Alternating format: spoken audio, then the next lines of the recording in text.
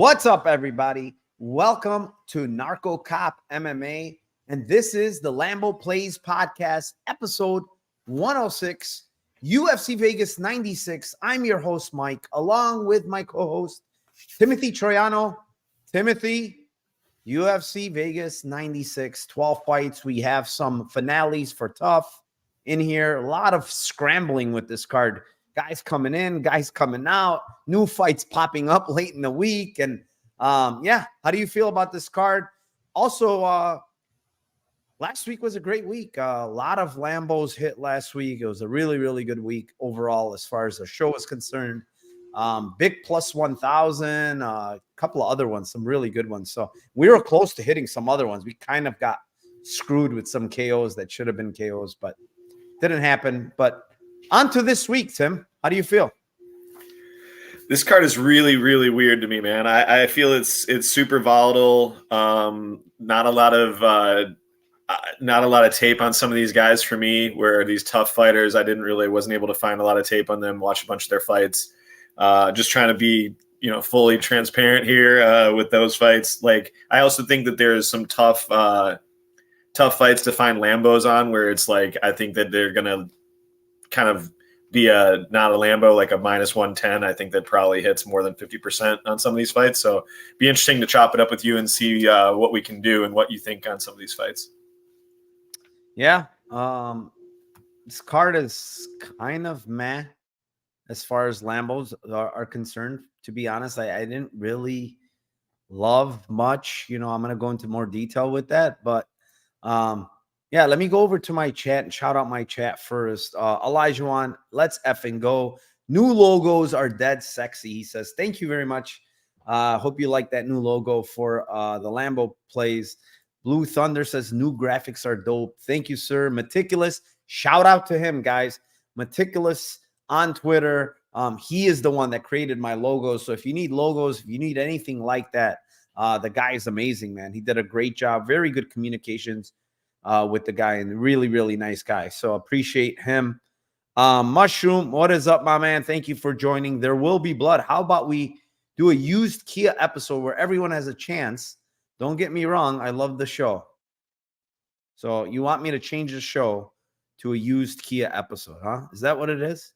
That ain't happening. That's this week. That's going to be this week. That ain't happening. Let's see who else is here. Azure Blue, what is up, my man? Thank you, Narco Cop and Tim. Please smash the like and listen to the man. Smash that like. Dixon, Narco and Tim, I can't believe those fat heavyweight PFL bums went over 1.5 on the first fight. Please save us from mediocrity. Oh, man, PFL just stinking it up, dude. They are stinking it up. Narco, these books are criminals for not offering Umlatov props. There's a reason. Oh, $2 dono from my guy, Jewish Better. Sup, man? Thank you for the dono. Appreciate you, my man. New logo must mean a sweep of the bookies. Yeah, that would be nice. We sweep those bookies and kick their ass to the curb. Kyle Larson, let's go, my man. Thank you for joining. Kristen, she says, hey, Narco, Tim, and chat. Happy Lambo Day. I love that. Love that. Love that. Love this show. I love you too, man. Thank you. I was just messing with you. Bloom Dog, what is up, my man? Thank you for joining as well. Fresh Dog's gonna be barking back-to-back weeks, dog. Oh man, last week dogs definitely were barking. Let's see if they bark again this week. Jay Watt says, what is up, my man? Thank you for joining. MMA Crypto King, respectfully, which old ass veteran is winning us Lambo money this week? Old dust to sprinkle on Bird Dog. Well, there is some veterans in there. We'll see. We'll see who's going to win us money this week. Pepe Silva says, I like this card for betting. Let's get it, boys. What is up, my man? Yeah, I'm opposite, honestly. I don't really love this card for betting, but hey.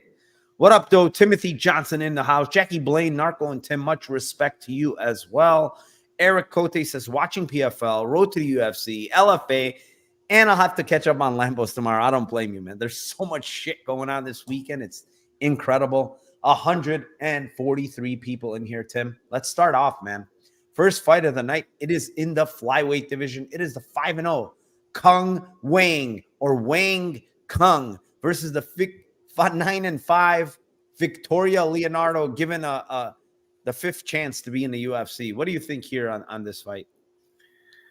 Yeah, I posted on Twitter about this fight. I just been laughing my ass off on pretty much everybody starts off their breakdown of this fight by saying like no disrespect to Victoria Leonardo, and then insert like the most disrespectful comments that you could ever make about a person or their fighting style. And it's just like, I don't need to go down this road. She reeks of elderberries, all that shit, like all this stuff. So like, anyways, I don't think that she's really a great fighter at all. Obviously, I don't think she's really that a good fighter.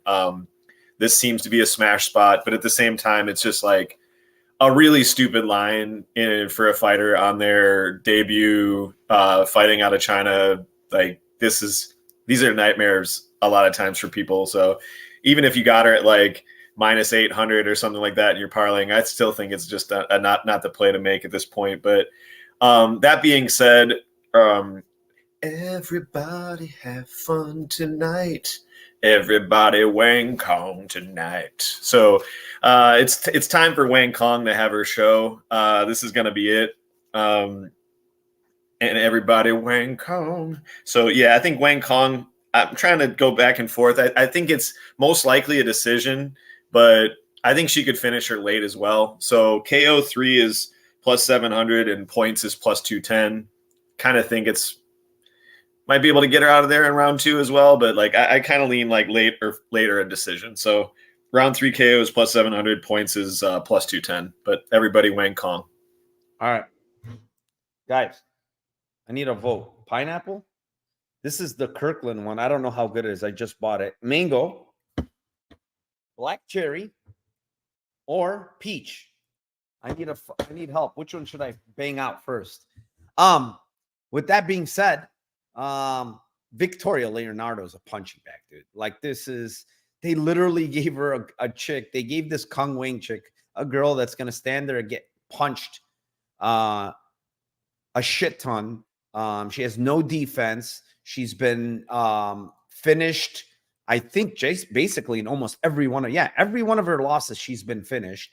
I doubt this hits the scorecards, to be honest, because honestly, this Wang King girl, she can strike, man. She's got very good striking. She has power.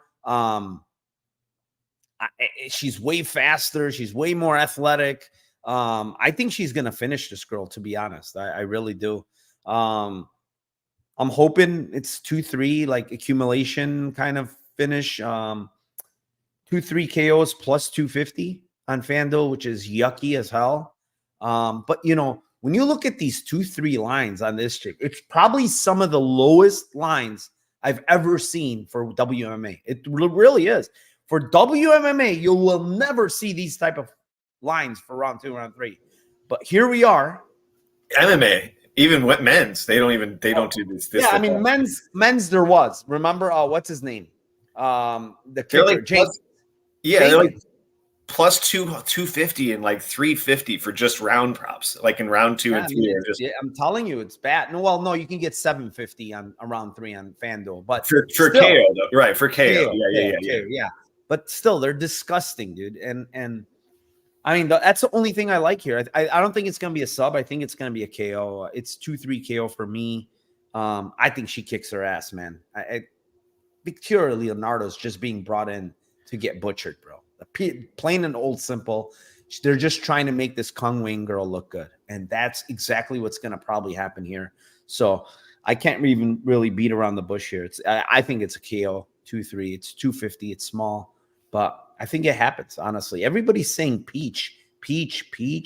All right, we're going with peach first. Fuck this. Here we are. Peach. Let's slam it for everybody. Bang. Oh, tasty. Peach is awesome. Thank you, guys. Appreciate you guys. Let's move on. Fight number 2.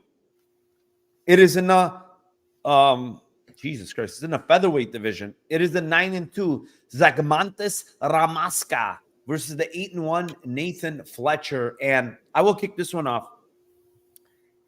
I kind of went a little back and forth on this one, but I settled on one thing. Here's the thing. I think, first of all, Fletcher's a historical bantamweight at 135. He's fighting at 45 now, right? Ramaska's fought at 70. You listening to this? He's fought at welterweight. The guy is fucking huge for 45 right now. You know, he's a big dude, strong guy as shit, muscular as shit. I mean, this guy is, if you haven't watched this guy fight, guys, he's an absolute madman.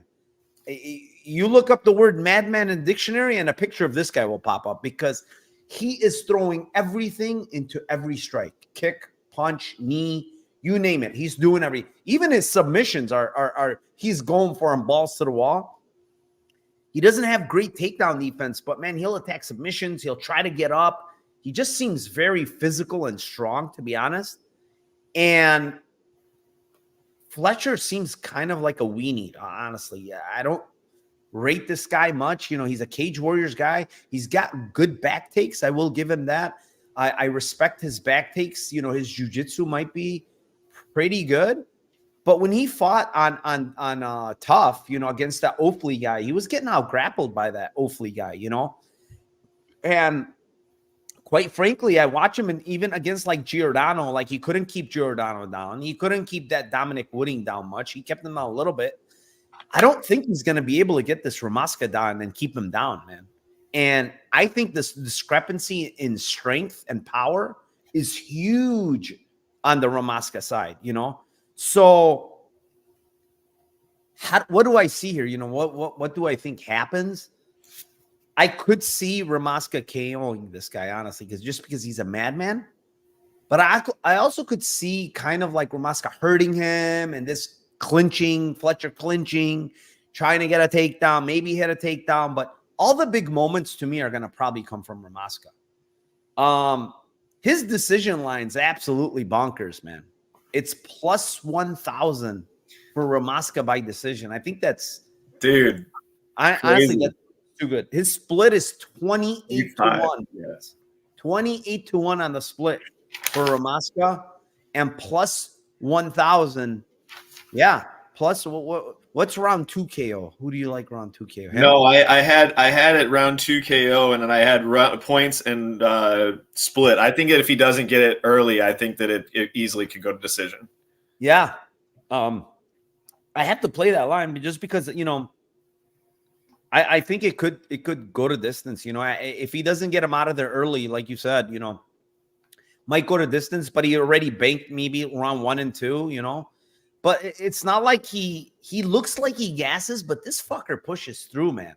He fucking pushes through. Like, you know, even the fight that he lost, like that's the thing. The Vitoglis Jagello guy, he got grappled there a little bit, but that fight is at 170, bro. That's not even fair. Like that's 2 weight classes up, you know. Of course he's gonna get grappled there. You know, the guys are probably much stronger, much bigger than him. So I kind of like checked that off. I didn't really care. And that loss to Bieber Tumanov is like Tumanov would absolutely murder Nathan Fletcher. That guy's like, he would probably be a top 15 UFC fighter right now. So he's a really good fighter. So I don't really care about those losses. I mean, this Mantis guy is still young. He's 27. He finishes a lot of guys that even, you know, this Carlos Eduardo guy kind of respect. Very tough, very good level of opposition. Just fucking terminated him, man. So, yeah, Fletcher looks kind of a weenie. I don't. That's what I'm scared of. That Ramaska just kills him. And I was looking at the KO, but it's like 220. I think there's a world we can get decision here at plus 1,000. Honestly, I thought I was going to be the only one on this all week, brother. I thought I was going to be the only one on this. So that's why I raised my arm up in exultation when you said it.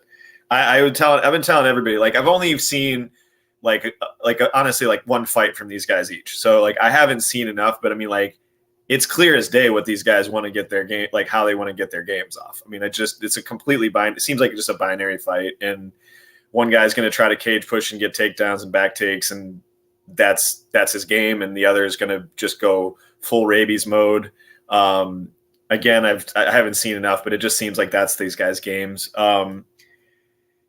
I just agree with you, man. I just look at like 145-pound guys, and they're lining this. It's like, it's not like a Terrence McKinney or Daniel Lacerda fight where it's like the minus under 1.5 is like minus number. You know, it's like these guys are in their first fight in the UFC. They're fighting not in a Dana White Contender Series format where they're, you know, going to go for kill. They're if they get the win, they are automatically in and they win a decent amount of cash. So like, I don't know. I just think it could be playing a little bit safer too and just trying to get the win as well.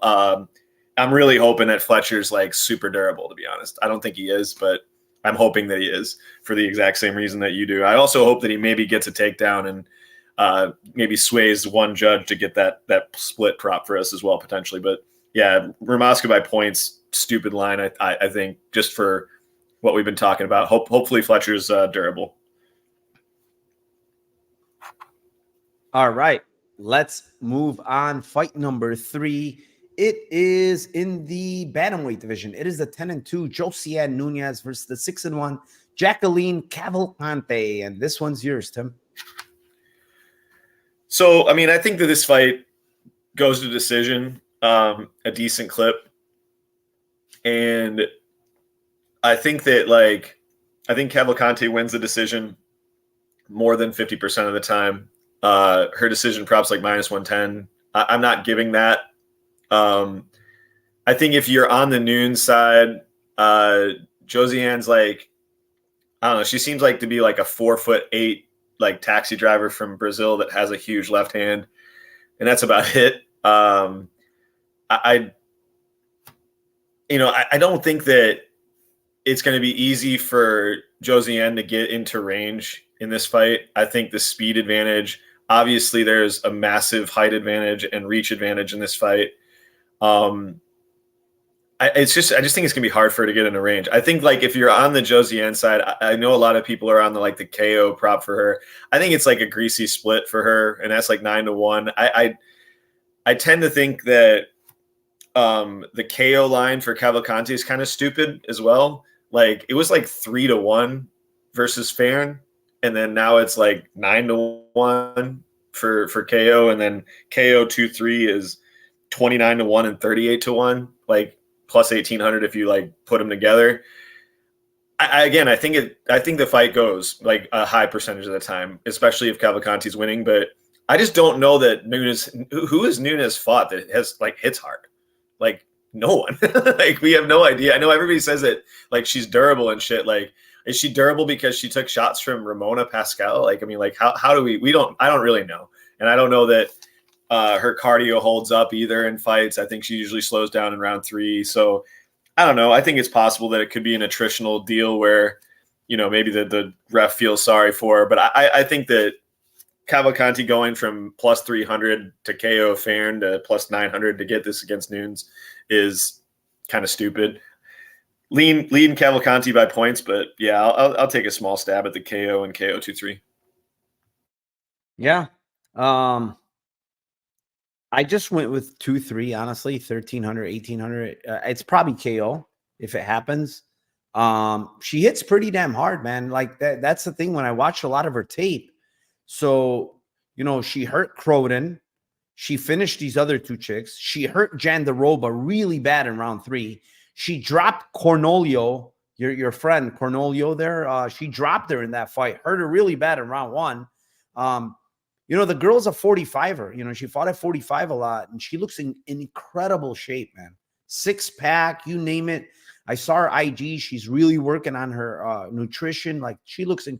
This girl, honestly, her striking is really good, man. Really impressed me. You know, very good footwork, very good striking for women's MMA, man. Her footwork is extremely good. She knows how to circle really well, gets out of the, you know, out of punching range really well. She's a really, really good striker, honestly. Good kicks. The other side, Josiane Nunez is like the left hand over the top or nothing. Like she's a bad striker. She's a bad grappler. She's a bad gasser.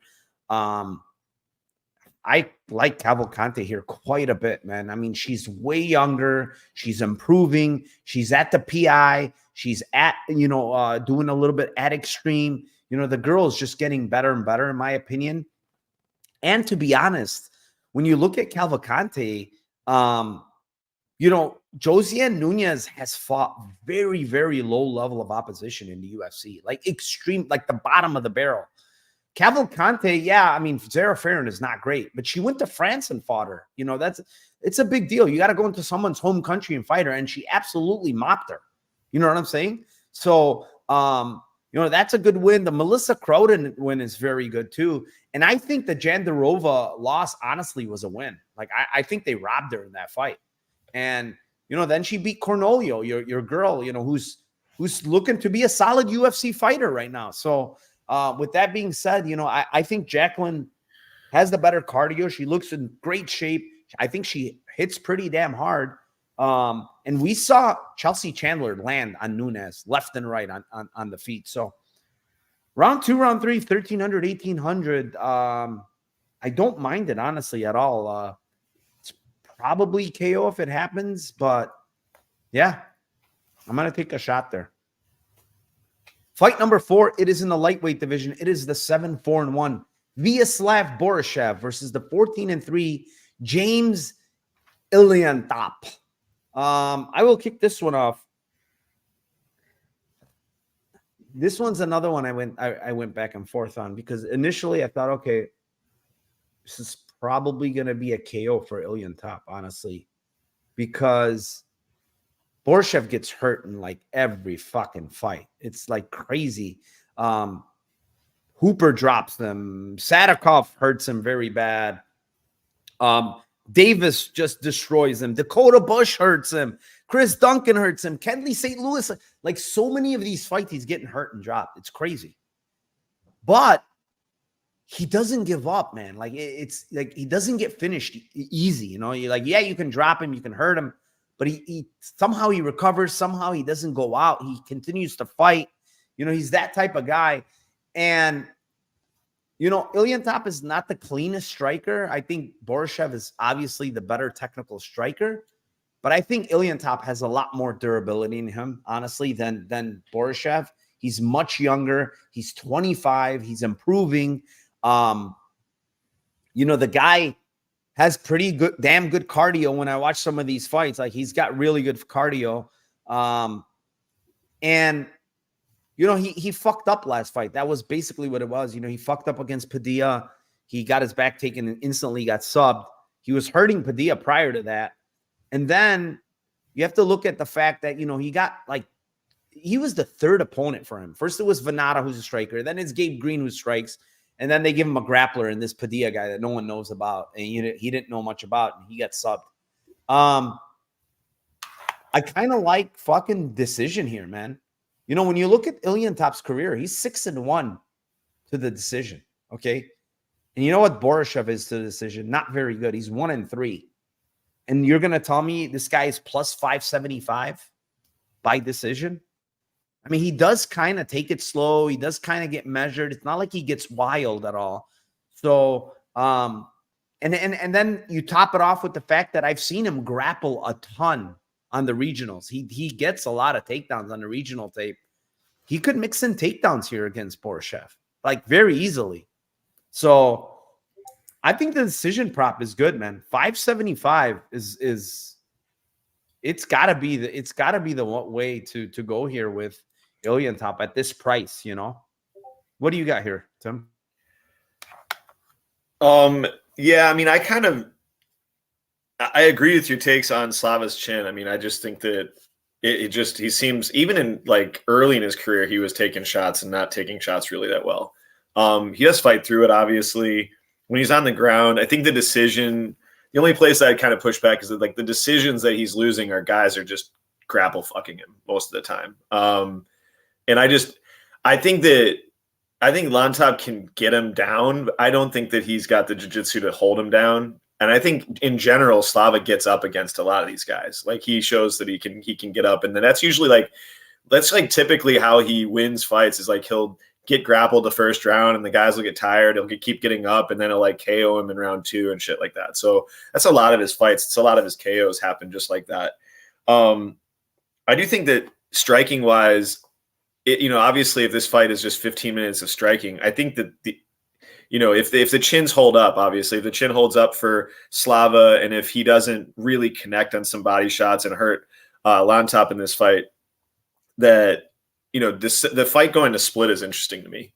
Like 15 minutes. These guys just, one's going to have more volume, a little bit quicker, a little bit more technical. The other's a little bit more of a kind of a brawling style with taking his shots when he does go. It goes for a little bit bigger. So like points for Slava to me is 210, 800 for him to win by split. On top by split is 16-1. So I kind of would lean like that Slava maybe gets it. If there's going to be a unanimous decision, I kind of think it's Slava getting a unanimous decision, but going for the split on both sides, it's like plus 800 for Slava and plus 1600 for Lantop. So I think those are pretty good, honestly. If the fight goes, I think it could be close. But I do lean if it is a unanimous that I think it's more Slava. All right, let's move on. Fight number 5. It is in the middleweight division. It is the 11-3 Jose Medina versus the 7-1 Zachary Reese. Tim, you got this one. I mean, I went back and forth in this fight. I mean, I just don't really know what to think about either one of these fighters, to be honest. I think that Medina is, I just don't know why. I mean, he must have pictures of like Dana blowing John Jones or something, and that's how he got into the UFC. Like he got unanimously beat in his Dana White Contenders Series fight, and it was just legit. Like Dana was just dying to get this guy in the UFC. Like, way to get punched for 15 minutes straight. Like, you did great. You lost 30-27 unanimously. Well done, man. You deserve a contract. And Torres Finney's like finishing a guy and fucking dominating a fight as well. And he's like, you got to work more. It's like there's something that's not consistent with these two pictures. And then you go to Zach Reese, and it's like, Zach Reese gets taken down in Dana White Contender Series, memes in our bar, comes out, gets slam KO'd versus Cody Brundage round 1, and then like nukes Dusty Julian Mark. Like, I have no idea. This guy, no idea about this guy. He usually fights total cans. I don't know if he's got, like, there's just not predictive data on this dude. Like, could he gas? Yeah, of course he could gas. We have no idea. Could he have phenomenal cardio? He might. I doubt it, but like he might. Does he slow down, or does he keep, pushing a pace in rounds 2 and 3? No idea. So I do think that Medina is durable. Obviously, he took a beat down, and he seems to have that Homer Simpson type of style. So I think that there's like three props that I was looking at in this fight, and one is extremely like contrarian, and the other I think everybody's on. Like the Medina round 2, round 3 is like plus 2,300, plus 2,800, and that's going based on the if Reese gasses out and you get the Homer Simpson to work for him. But I also kind of like Reese by decision too. Like I think that it could be something where he just beats the shit out of this guy, and this guy just shows like, hey, I can take a beating, man. I've got that in my blood, and I've already shown it in my first fight. And you're hanging plus 650, plus 2,300, and plus 2,800 on those props. I think they're all okay. Obviously, it's possible that he could just nuke him, or sub him. I think that the grappling edge for Reese is kind of like the clearest edge, because I don't think Medina's grappling is good at all. But I've never really seen like Reese go for a ton of takedowns in a fight either. So it's not like, maybe it's like, I know a lot of people are like the sub this week, but it's just like, yeah, I mean, I guess Medina sucks, but it's just like, I've never really seen other than a meme armbar, like Reese going for any type of takedowns or processed grappling at all. So yeah, I'll take a shot on the round 2, round 3 and the Reese by decision. I just think that those are solid. Yeah. I mean, come on, let's be honest. This guy Medina, like, skill wise, he's just not there. I guess he, from what Dana was saying and what I read about this guy, I guess he didn't really have like a training gym, and like didn't really have a coach. And I have no idea, how the fuck do they find these guys? That's my thing. It's like, how do you even find this guy for Contender Series? Where did you go? Or who like messaged you about this guy? Because like there's no way you went to freaking Brazil or Samurai Fight House and watched in Argentina or whatever to watch these fights. Like, you just didn't. So who messaged you about this guy and said, hey, go get this guy? Because his regional tape honestly does not look good. He survived against that Magomed Gadzi Yulisev guy, whatever. But that's kind of all he did, really. He just like kind of took a beating, and he was tough. He was up a weight. I mean, he was at 205, and clearly he shouldn't be there, because now you can see him at 185, and he looks much better. He looks in shape. But the problem is, yeah, you can look in shape, but his skills are like, his striking is not good. His grappling is not good. Like the skills, and there's no way you can tell me from the time he fought, which was, October to now it's August, he's all of a sudden a good striker and a good grappler, because he went to, I think he trains at Entrim now, is he all of a sudden a good fighter now? No, I don't think so. I do think this Zachary Reese guy is going to get got again. This is not the one though, man. He's got way too much firepower for this guy. He's way more explosive. He's faster. He's way more athletic, got better jiu-jitsu, So I kind of feel like it's Club and Sub is live. I kind of feel like this dude, Medina shoots and like literally puts himself in guillotines and stuff. He's not very good at grappling. I think sub 1 for Zachary Reese. It's 410. That's all I'm giving on this fight. I honestly wanted to play Medina 2-3, but I can't get to it. Like, this guy doesn't even look like he can finish. And, the question is Zachary Reese going to be able to go later in rounds? How is he going to look? I really don't know. Could look like shit. He could look pretty good. I mean, the guy looks like he's in great shape, but we've never seen him outside of the fucking first round. I don't know. So, yeah, sub 1, honestly, for me, it's kind of like a shit matchup. But Jose Medina, like, he's not going to get a single win in the UFC, honestly. I don't think he gets a single win in the UFC. So he's probably going to go 0-4 and get cut and say, thank you very much for being here. Goodbye. Let's move on. Fight number 6 it is in the featherweight division. It is the 12-4 Dennis Bazooka versus the late replacement, the 7-2 Francis Marshall. And sorry, this is in the lightweight division. It's not in the featherweight division. They moved it up one weight class because of the short notice. I think this is a worse matchup, honestly. I kind of feel like Bazooka against Silva was better for him than Marshall, just because of the grappling. I think Marshall's actually a pretty good grappler, honestly. I watched some tape, and yeah, he got ragdolled. He got killed by Bulgarian, but there's no shame in that. Bulgarian's like a high level wrestler, and he's going to do that just basically a lot of people, But, Francis Marshall, he almost finished William Gomes in round 3. I mean, it was extremely fucking close to finishing him in round 3. And he's got a bunch of finishes, RNCs, the guy can grapple. And I've heard from other people that know of others that train with him, said that he's a really, really good grappler, this Marshall guy. And, I don't think Bazooka's a very good grappler, honestly. I see him getting put positions. He got put position versus that Calio Romero guy, who's really not very good. He's just a straight up wrestler. Woodson got him down a bunch of times, which, I know Woodson's good, but he's shouldn't be getting you down that many times, So, for me, I kind of like Marshall by sub, man. It's 550. I think he's a better grappler. He's a better grappler. He looks pretty damn strong. He doesn't have to cut a lot of weight here, so it's at 55. Yeah. I mean, what's there to be said? And he moved to ATT now. He's training at ATT, which is better for him, honestly.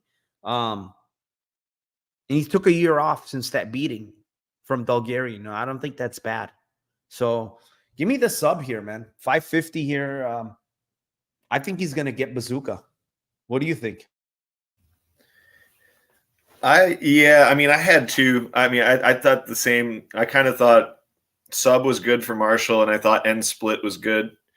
End split is like 375. If you wanted to take a shot on Bazooka, it's plus 900. Marshall's split is not worth it at plus 600 if you got the plus 375.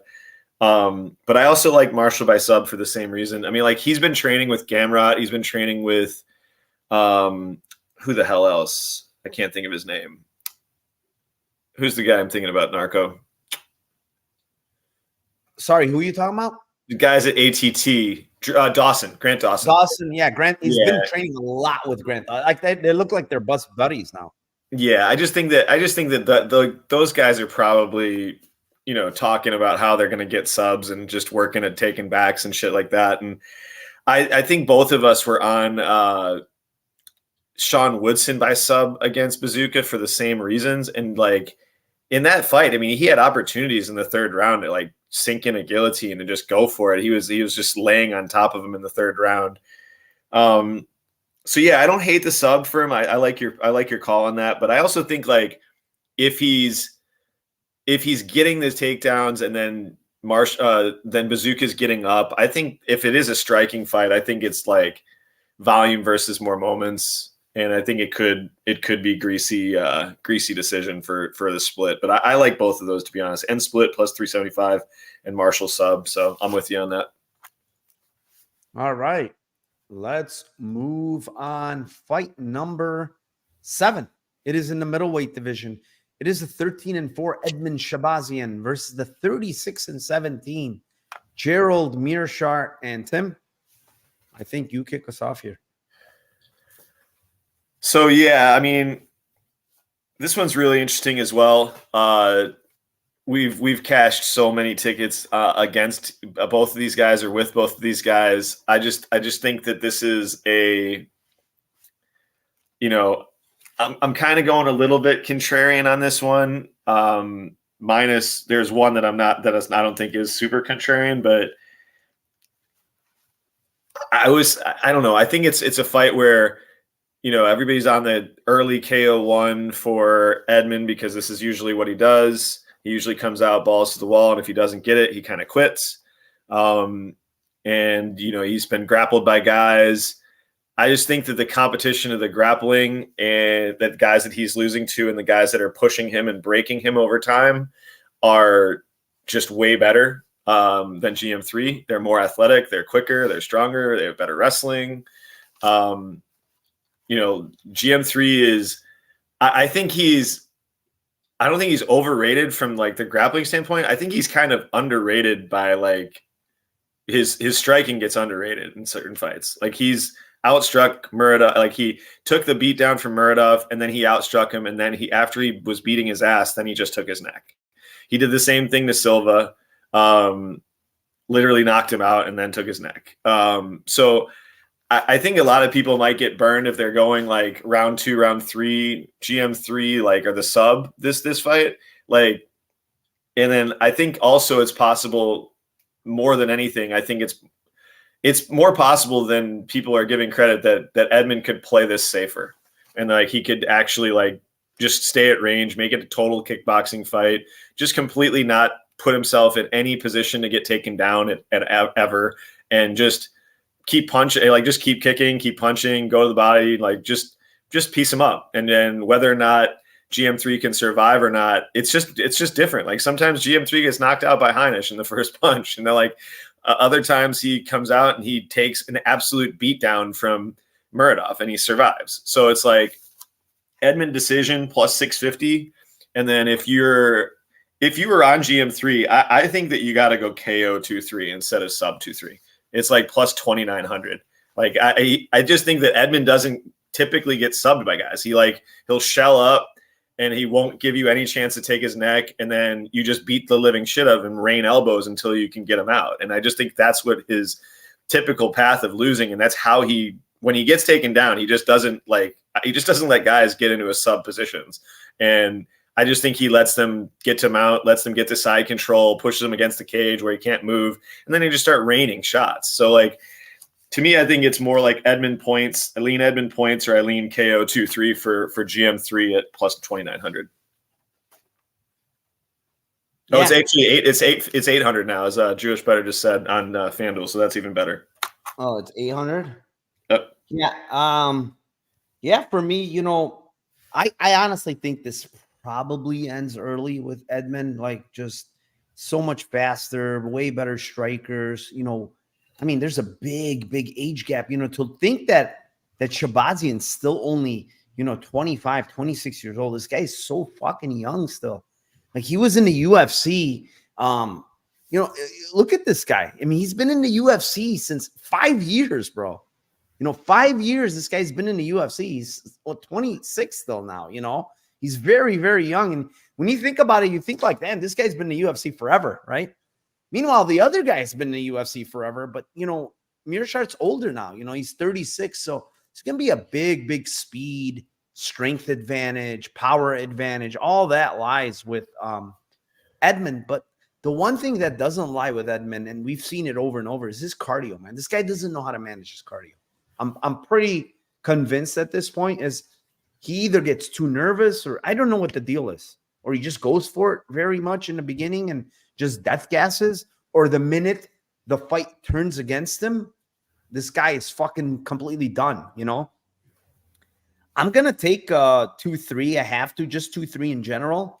You can get 1,400 and 2,200 on Bet365. I think Meerschaert can, it most likely sub, honestly. It could be, just for a little bit ground and pound or something if he can get a takedown. When someone's death gassed, the sub probably going to come easier, but 1,400, 2,200 on Meerschaert. It's just kind of like an auto play for me against a guy like Edmund. Meerschaert's got a bunch of, late finishes. If he can survive early, why can't he get a finish against this guy that we've known historically has absolutely gassed pretty damn bad? You know what I'm saying? And it's like, you look at these finishes, it's round 3, it's round 2, it's round 3. There's a reason for that. And then you can make a case, honestly, Hermansson fight probably should have been stopped. He was getting fucking destroyed in that fight.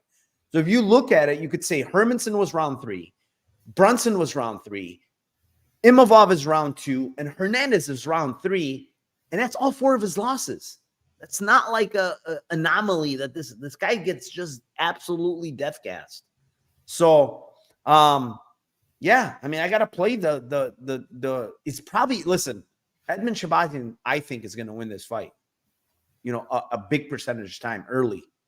But if it extends, I don't like the looks of it for him, honestly. It just, unless he somehow shored up his cardio all of a sudden, I don't like the looks of it for him. The reason why I think that the points is still a possibility, other than he could play it safer, is like, all those fights that you're talking about, like, I got PTSD when you started talking about Hermansson, because I had Hermansson in round 3 in that fight.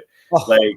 Like it just, but we cashed on Brunson round 3 against him. Like, I feel like, and Hernandez, like, it's just these guys, like those 3. I don't think Imavov grappled him at all, right? I'm not 100% sure, but like, I can't remember in that fight. But I know that the other 3 just were constantly grapple fucking him. Like, I do think that he has obvious gas issues and like how he manages his gas, but I just do think also that his cardio in fights where it's not like, okay, I'm not completely getting grappled, might be able to hold up a little bit better. We'll see. I'm not sure.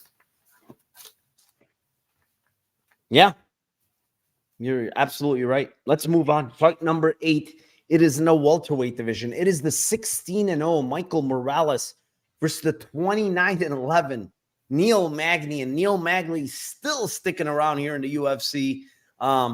Pulled out a win against Mike Malott out of the jaws of defeat. He absolutely looked toast and somehow got that Mike Malott death gassed. I don't see the same thing going on here, man. Morales has good cardio. Morales has good wrestling. Morales has very good striking. He is only 25. He's only getting better. He's a big dude. He's a strong guy. He's a strong wrestler. I think he kicks fucking Magny's ass from pillar to post, man. You expect Magny's wins are attritional, right? He pushes the pace. He gets guys tired. I don't see him doing that to Morales. Morales is young, hungry, very good fighter, has good cardio. Morales KO is a used Toyota Corolla. It's 220. That's what I'm giving, man. I think he's going to knock Magny out. He's going to destroy his legs if he wants him with leg kicks. But I honestly think he can think of this, Tim. I think he's an extremely good wrestler. Just take him down and just beat the shit out of him. You know what I'm saying? So he can win the fight anywhere. I know some people have said sub for, because, Magny has been subbed many times, but the problem is I look at who he's been subbed against, and it's just literally the cream of the crop when it comes to submission grappling, and Morales is not it. So yeah, I couldn't play the sub. I think it's KO, man. It's plus 220. Give me the KO at plus 220 here. What do you got? You got sub, it looks like. Yeah, I mean, I got round 2, round 3, and then sub 2-3. Just as like kind of like a hard Lambo. I don't think it's like an early sub. I think he probably stays at range early, kicks the living shit out of Magny's leg. And then, like you said, I mean, like if it gets to, if he stays at range, he'll probably beat the shit out of him, and kick him to death. But Magny's going to try to clinch. And I think when he tries to clinch in this fight, I just don't think that that's going to work like in other fights. Like, I just think that Morales is really dangerous in the clinch as well. It'll set him up for judo throws, which he's really good at. I mean, in the Dana White Contender Series, that's what everybody was kind of propping up Morales was actually his wrestling and his grappling. So, and then you started seeing him strike more in fights, and then everybody's now talking about his striking. So I do think that, round 2, I think he could start cooking him late. Round 2 is plus 750. Round 3 is plus 1,000. But then, man, sub 2-3 is plus 2,300. Like, club and subs possible. Like you're saying, he could grapple him. He could take him down. And I don't even think it's like, I just think that Magny just kind of, in these situations, he kind of just quits to these subs a lot of times. Like, he taps early. He puts his neck in bad spots and just, he'd prefer you choke him out than beat the shit out of him on the ground. So he just kind of wilts, and then it's the opposite of Edmund, where it's like he doesn't like go like take, keep hitting me. He's like, all right, just go ahead, take it. It's right there. So I kind of think like I do lean with you on the KO. I think it's more likely KO, but when you hang like 23-1 on sub 2-3 for Morales as well, I just think that's those are shots you got to take. Yeah, I mean, I don't blame you. Yeah, 2-3 as well. Yeah, it's just hard for me with who he's been subbed by, but yeah, I mean, it's fine. You just need him. You kind of need him to grapple, or maybe Magny puts his head at neck in something. Maybe. Moving on, fight number 9. It is part of the tough finale at the featherweight division. It is the 11-2-1 Khan Offley versus the 13-1 Myron Santos, and this one's yours, Tim. So similar to the other fight earlier, I haven't taped very much of these guys. I've seen like one fight each on these guys. Actually, 1.5 fights for Valentin, but I wouldn't even call it a half a fight because he elbowed a guy in the face and murdered him in 10 seconds. Yeah, I mean, this is just a weird fight to me. I just think that you got one guy that is clearly going for his moments and is trying to get finishes wherever it goes, wherever the fight goes. He'll not as good at wrestling for Valentin. He's dangerous striker. And then you got Loader, who's just like solid D1 wrestler. I don't know that he's got great like MMA, jiu-jitsu to be able to hold guys down and be able to top time them like he might need to in some of these fights, because I don't think that like his striking is super great. His striking just seems to be like typical really good wrestler striking. Like just like stay at range, wait till somebody overcommits, throw some shots here and there that really aren't big at all. And then when somebody makes a mistake and comes in overpowering with their or off balance or whatever, then he shoots. Cage pushes and then goes for takedowns. Like, I just think that's I think that's how the fight's going to pretty much go. I don't know about I'd have to ask you about his gas tank, if he's got enough gas to kind of push through. I don't really know because I haven't seen enough fights. But I'm going to go with I just like Loader by decision plus 480, Loader by split plus 1,200. I don't even hate the end split at plus 600, but like I think that if he gets finished, it might be late if he does get tired and he's trying to grapple and then dies. But yeah, I'll go with those. I think points for Loader at almost 5-1 and His split at 12-1, and split if you want to get greasy is 6-1. But like, yeah, I think it's possible he gets finished late, but I don't know enough about Valentin's game if he even has the gas to kind of kill him late either. If he does gas, so I'll just hear your takes and kind of read it from there. But I like the points for Loader and split. Yeah. This is an interesting one for me because you went to a different fight, so I'm just gonna let you go. I didn't say anything. I'm sorry. My bad, dude. My bad. It's good. I didn't say anything. So we'll do that fight. It's not a big deal.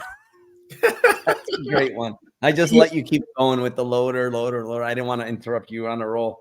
Yeah, I mean, this fight here, I think it go two ways, honestly. I like Loader by decision. It's plus 500. But I also really like Valentin KO at plus 400. I don't understand why the line's so big on his KO. I think this guy hits hard. He literally goes for, he tries to kill every single one of his opponents. He throws extremely hard. I've seen Loader hurt before against lesser opposition. Loader's kind of a bot, honestly, on the feet. Yeah, he's a very good wrestler, like wrestling, but I don't even like his wrestling for MMA, to be honest. It's like kind of, let me get you to the fence and try to trip you down. And it's one of those, where I don't really like this wrestling too much. Like it's never a double leg or, in the center of the cage or a single. It's always push you to the cage and then try to get you down, right? He had trouble a lot with that Chaban guy to get him down and keep him down. He had trouble in his loss, in his own lone loss. Like you couldn't really keep that guy down. And I think Valentin, yeah, he doesn't have great takedown defense, but he scrambles well. He's got some sneaky submissions. So he's got to be careful there. And on the feet, I just think Loader's not very good, man. He's just not a good striker. He gets hit a lot. Chaban was landing a lot on him. And he can't let Valentin get off on him on the feet, because he hits very hard. So Valentin KO is 400. Loader decision is 500. I think that's the way to go here, honestly. I think if you play those two, I think that's probably a huge part of the outcome on this fight. So yeah, that's what I'm going to go here with. Moving back to fight number 9, it is in the featherweight division. It is 11-2-1 Khan Offley versus the 13-1 Myron Santos, and I will kick this one off. I think this is a little bit closer what this line indicates. I know a lot of people love Myron Santos, but to me, he's a little bit too low volume. He's always looking for the one kill shot. It looks like he's improved his takedown defense. It looks like his athleticism has improved. He's looking like he's in better shape. He did cheat on the scales today, where I posted something where his foot was literally off the scale when he tried to weigh in again. And he made the weight and he was all excited. But yeah, Offley, the thing with Offley is, like, I think he's good everywhere. I think his striking is pretty damn good. He has power. He does tend to get clipped on the feet, but I think he's extremely tough and durable. So outside of like some kind of meme move from like Marion Santos, which he does a lot of spinning stuff. I think Offley can land takedowns. I think he can land shots even on the feet against Santos. His decision line is 525 on Bet Rivers.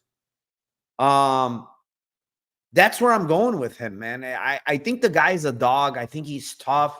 I think he's durable. He has some grappling upside here with takedowns. And yeah, I mean, listen, at the end of the day, I think the guy can win a decision, and they're giving me 5. I don't think he's going to finish Santos. So I think at 5.25 or even 5-1 or 4.5-1, I think that's a good line on Offley.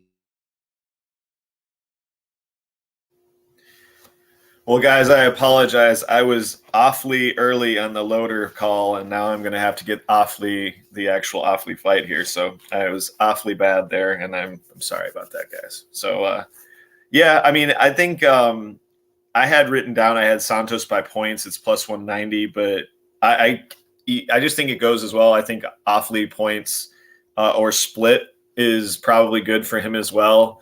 I think it's more. I think there's more unanimous kind of possibility for Santos here, just with the striking and the length. Offley has awfully short arms as well. Just does it's just going to be tough to get him in the range, I think, in this fight. So he probably needs to be able to get some takedowns and some top time or some really bigger moments here. So yeah, I think points for Santos is plus 190, which is kind of shit. Offley's is plus 450, and I'm checking Offley split right now. I think it's 12-1. Yeah, it's 12-1 for him by split. So yeah, I kind of lean that way. Yeah. Let's move on. Fight number 11. It is in the strawweight division. It is the 17-13 Angela Hill versus the 10-2 Tabitha Ricci. And Tim, you can have this great fight.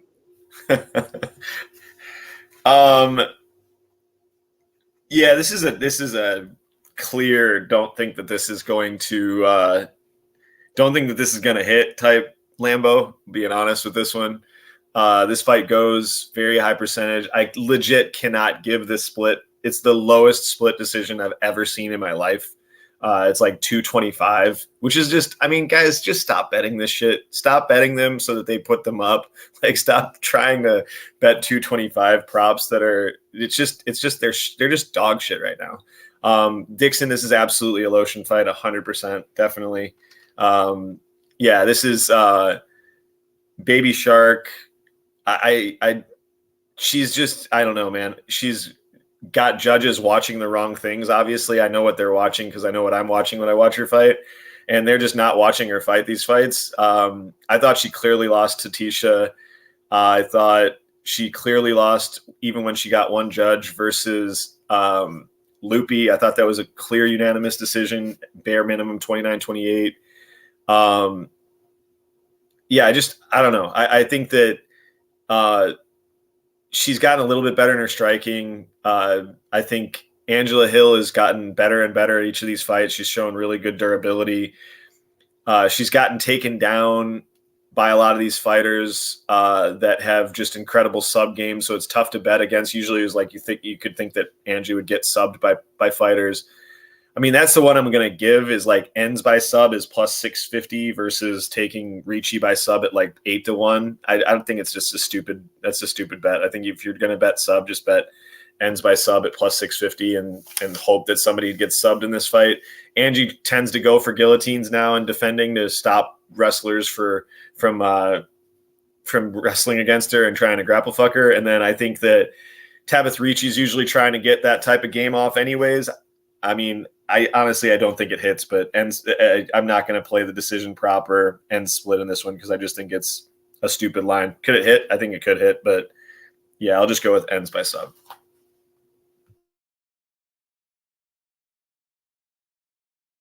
All right. This is a fight where I taped it and I'm like, why am I even taping this fight, honestly? Because, like, obviously, it's kind of binary in the sense that, I do think Ricci needs some takedowns to win this fight, right? If she's just going to be standing with Angela Hill, I think she loses the stand-up, And in the clinch, we know Angela Hill is really, really good there. She's got nasty knees, good elbows.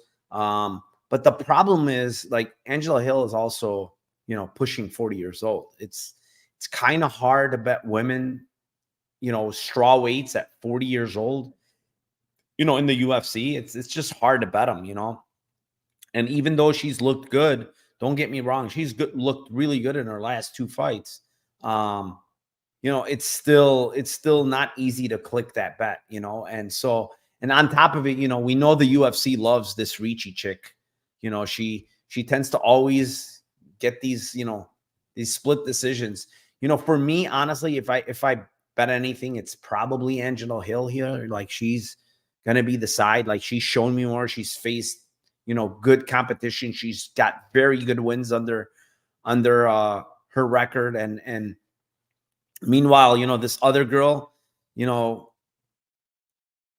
Pennington is a good win, but I don't even know if she won that fight. Like, did she win the fight against Pennington? That's the thing. And, she got the W, whatever, props to her. But for me, it's kind of like I'm looking at these props and there's really absolutely nothing that I see like value in. And I probably have almost never done this, but I can't give anybody a play here. It's like literally a pass for me. There's what fucking play can I give them? I mean, literally I'm dead serious. I'm totally with you. Like, I don't think I'm changing mine from end sub because I don't think it happens. Like, I'm changing mine from end sub to hill by split. Like, hill by split plus 500. Yeah, even that though it's not even good value. Like, I don't want to give that because I think it's bad value. So I'm like, wait, should I give them a bad value play ends and split at 500 for hill? No, it's end split or hill by, like, I just think that those are like the most likely outcomes of what's going to happen. I mean, it's some bullshit like Angie hits her the 35 more strikes and loses by one judge or loses two judges. Like, easily could see it happening. You know what I'm saying? It just happened in the last fight. Like, this is like somebody said in the chat, this is like Vanessa Demopoulos shit. Like, they're just watching this chick fight and they're like, oh, she's pretty. Like, oh, this is she's gonna sell tickets. Da da da da da. And it's just like, dude, I don't know what they're watching. So this is a classic. And the judges love Ricci and the judges hate Hill. Like, historically. So like I just could see that. Like, I'm changing mine to Hill by split, and I think she wins a clear fight standing, but some judges is, She's, by the way, she is, let me give you her record in the UFC. She's 0-4 by split. That's it could easily be plus 400 I can't give plus 400. And Tabitha Ricci is she's only 1-1 by split. Yeah, but the loopy fight should never have been split. And that's what kind of my point was. Yeah. So yeah, I mean, I'm passing here, guys. Honestly, I can't give you anything that's plus 300 or even near that area. I'm passing on this fucking garbage fight. Before we move on to the main event, 363 live viewers. Thank you very much for being here. Appreciate you guys. Hit the like down below. Subscribe to the channel if you haven't.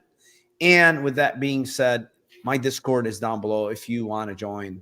Let's move on to the main event.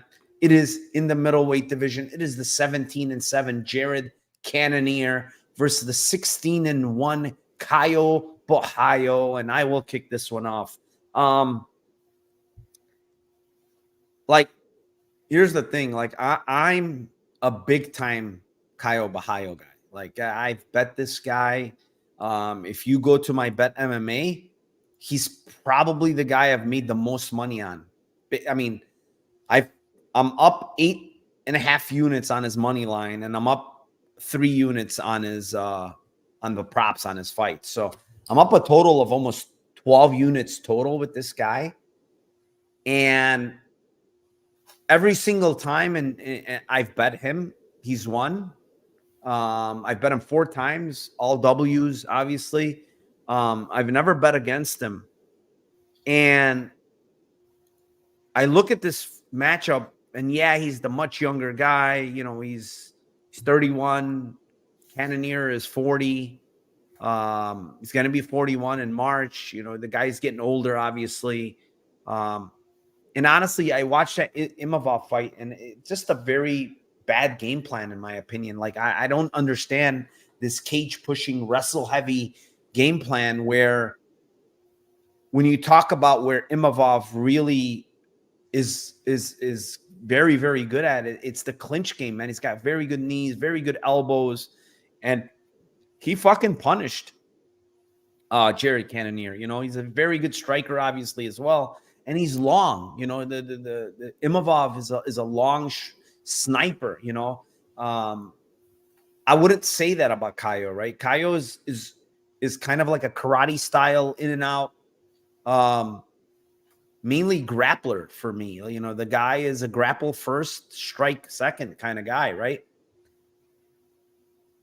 He's not a great wrestler, is Caio, So don't think takedowns are going to come very easy here against Jared Cannonier, who's a powerhouse.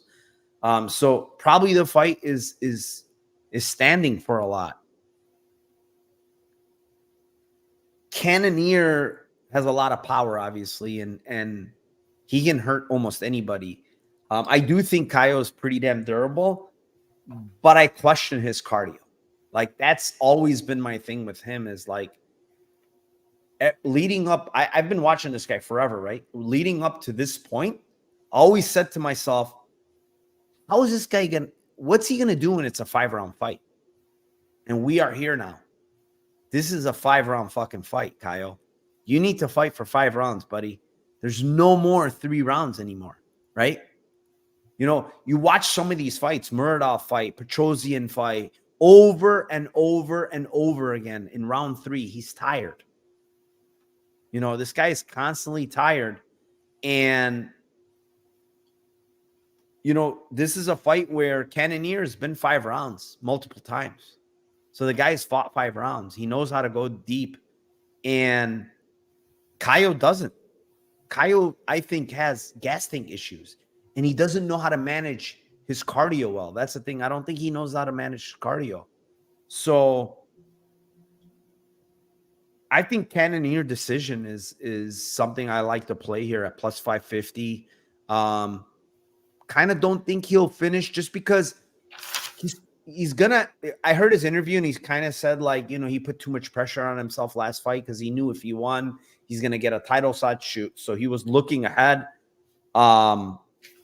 Dude, like, seriously, you come in here to do all that? Fucking annoying people. But yeah, Cannonier, plus 550 by decision is kind of what I'm gonna go with here, man. I think that's a decent line. It's dog or pass for me here. I haven't bet Cannonier yet, but I think it's dog or pass, honestly. I love Caio. He's probably one of my favorite fighters. But he's had pretty good matchups leading up to this.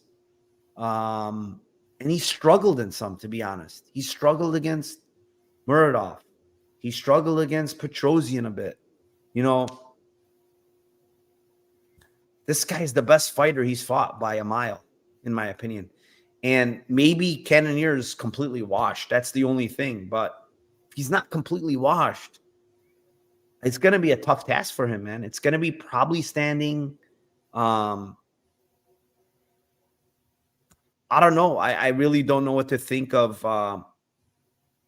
what Caio's going to do in round 4 and 5. Like, I think he's going to gas, to be honest. He's going to look like shit, and maybe even pulls guard. I wouldn't be shocked at him pulling guard and trying to, play jiu-jitsu off his back. But yeah, not a good guy to pull guard against, man. Yeah, I mean, it isn't. But I'm gonna go with Cannonier decision at 550. I could see a Caio decision as well. I kind of feel like this fight goes. Be honest with you. Me too. I feel like both guys are gonna be careful. I might go to decision. And what's fight goes anyways? Is it a good number? Nah, it's like even money. But yeah, I like Cannonier here by decision. I think that line, it's not that I like it. I think for sure he's gonna win. It's that I think the line is making me play it at plus 550. Yeah, I'm with you 100%. I have Cannonier by points, Cannonier by split, and split plus 500. Yeah, I agree with almost all your takes. Like, I think that, like, Caio, for me, I don't love him as much as you do, because I've had him by sub in rounds 2 and sub in rounds then like sub 2-3 against Petrosian, sub and sub 2-3 versus Abus. And I'm like, dude, finish the fucking fight. Like, what are you doing? Like, these guys are dying for you to finish them. They are giving you, and then, like, thank God he didn't finish Petrosian, because then I had like a almost borderline max bet on Vieira to sub Petrosian. I'm like, dude, this is not. He's gonna instantly take his back, and he's instantly gonna choke this guy out, and he's gonna have urgency to doing this. Where I agree, like, with what you're saying. Like, I think in both of those fights, he had opportunities in 2, And then he had tons of opportunities in 3, and he was just like laying on those guys. And he was like, I'm just going to get the win. I don't need to press this at all. I don't need to push this at all. I'm just going to chill and not going to expose myself at all to either gassing or like losing this position. And on top of the fact that like Muradov took him down twice and reversed him as well. So it's not like this guy's like fucking like just the most elite grappler in the world. Like when it's coming to these situations, like he can be taken down. He was taken down by Muradov. He can be reversed. I just don't think that it's a situation where it's like, it's going to be easy to rinse and repeat takedowns versus Cannonier in this situation. Like, I just don't. Cannonier was up on Imavov on the cards, on two of the cards. He was up 2-1 before getting quote unquote finished in that fight. I thought it was a terrible stoppage too. So like, I don't know, man. I just think that, is it possible the guy's 40 years old? Yeah. He looks like a fucking freak at 40 years old still. Is it possible that he's washed? Yeah, maybe. Not kind of. I don't think washed, but like, is he not what he used to be? Yeah. Is he not taking shots as well? Yeah. Okay, fine. But if you're saying like, also if you say like, what's Kaio's takedowns going to look like after he eats 5 calf kicks from Cannonier? You know what I'm saying? Like, what's he going to look like when he starts getting tired in round 3, 4, and 5? Is he going to be able to, you know, time a double leg against this guy and get him down? I just don't think it's going to be easy for him to do these things. So I think the bigger shots, I think he's also Kaio's also lower volume. I just think all these things are just like, why is Cannonier points plus 550? Why is his split? I think split is live too, because I just think, like you said, I think the UFC loves Kaio, and they want to try to keep pushing this guy, and they've given him the easiest fucking track in his fights till this point. And he's all these great matchups for him until this point. So yeah, I like Cannonier by points, 550, split 14-1, and then cover all bases at end split by 5-1. Yeah. You're covering all your bases here. Yeah, just a point split. Yeah, that's all 12 fights here. We got the Lambo parlays remaining. Tim, I have 2 of them. I could start if you want, or you can go. Yeah. For me, it's going to be Ilian top decision, Reese sub 1-2, and Valentin KO 94-1. And then the other one is, I switched it up a bit, is Kong KO, Offley decision, and Loader decision 65-1. What do you got here? I have what is that? 60? You said 67-1 for 65, your 65-1. 65-1. Okay, cool. Yep. Well, I have like a hedge spot. I've got like Cavalcanti points, Morales points, Cannonier points is 67-1. If you think that Kaio wins and you wanted to take him by points, it would be 33-1, but I like the 67-1. And then I would go with which one do you like better out of this one? Do you like Loader points? I actually know which one you're going to say. Loader points, Ramaska points, or Loader points, Edmund points? Probably. I don't like Edmund points, honestly. Yeah, I knew you'd say that. So let's do I'll probably throw a little bit on both of them, but yeah, I'm going to go with we both called Ramaska by points, so I'll go with that one. Loader points, Ramaska points is 54-1. Yeah. I mean, I think that's better. Loader points, Ramaska points, I think is not bad. So Loader, Ramaska. What was the first one? Cavalcanti points, Morales points, Cannonier points. What's that? 67-1. Oh, so they're around the same. Yeah. Yeah, not bad. Yeah, that's it, guys. We did all 12 fights, 4 Lambo parlays. Everybody hit the like down below and subscribe to the channel. And Tim, anything for you? Nope. On the way out? Nope. All right, guys. One last thing to say. Let's cash those tickets